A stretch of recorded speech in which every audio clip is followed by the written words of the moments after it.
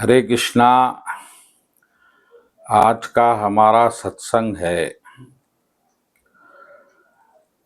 कि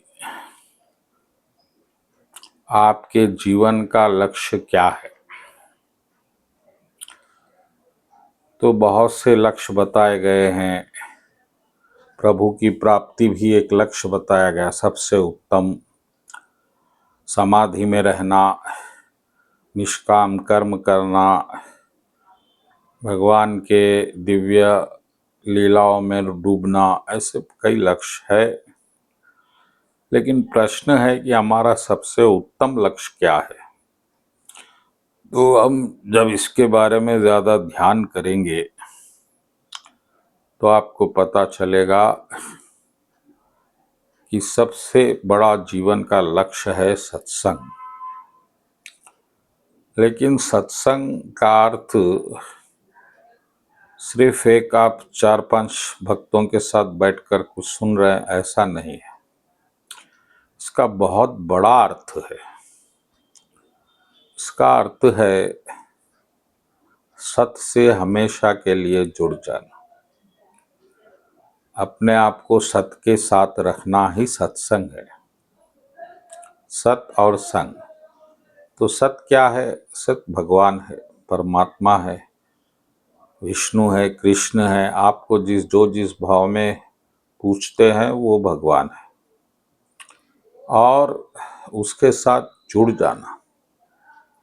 तो सत्संग जो है ऐसा नहीं होता कि 1 घंटे के लिए हो रहा है, 2 घंटे के, अनन्य रूप से जुड़ जाना। असत से अपना संबंध हटा लेना ही सत्संग है।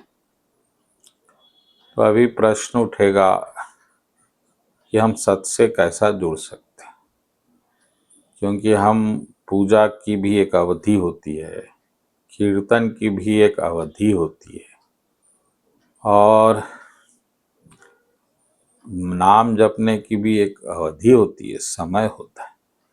लेकिन सत्संग तो नित्य होना चाहिए। ये समय में सीमित होने वाला सत्संग नहीं हो सकता, क्योंकि जब आप अनंत से जुड़ रहे हैं तो सत्संग भी अनंत होना चाहिए। तो कैसा सुलभ है। इसके लिए आपको एक तो परमात्मा की नित्यता और फिर आपकी नित्यता, दोनों को पहचानना होगा भगवान की कृपा के द्वारा, ज्ञान के माध्यम से, और फिर अपने आप को उसमें स्थापित भी करना होगा। तो इस तरह से आप सत्संग कर सकते हैं, वरना आपका जो सत्संग होगा वो सीमित होगा और फिर उसका आपको उतना लाभ नहीं होगा जितना होना चाहिए। तो सत्संग नित्य कैसा हो, इसके लिए आपको पहले तो अपने स्वरूप में आना होगा। और आपका स्वरूप क्या है? नित्य है, सच्चिदानंद स्वरूप। और उसके बाद आप उसमें स्थापित होकर उस सच्चिदानंद से जो आपके साथी है जुड़ना होगा।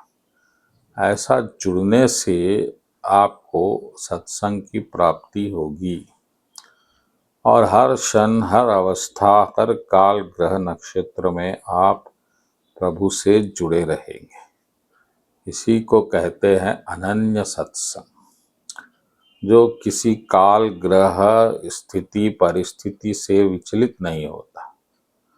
आप अपने स्वरूप में स्थित होते हैं, परमात्मा अपने स्वरूप में स्थित होता है, और ये दोनों क्योंकि एक साथ जुड़े हुए हैं, तो जैसा ही आप इस स्थिति में आते हैं परमात्मा को निकट पाते हैं, और आपके दोनों के बीच में प्रेम का जो तरंग है, तार है, वो अपने आप जुड़ जाता है। तो इससे सत्संग होती है। इससे और कोई सत्संग उससे उत्तम नहीं है।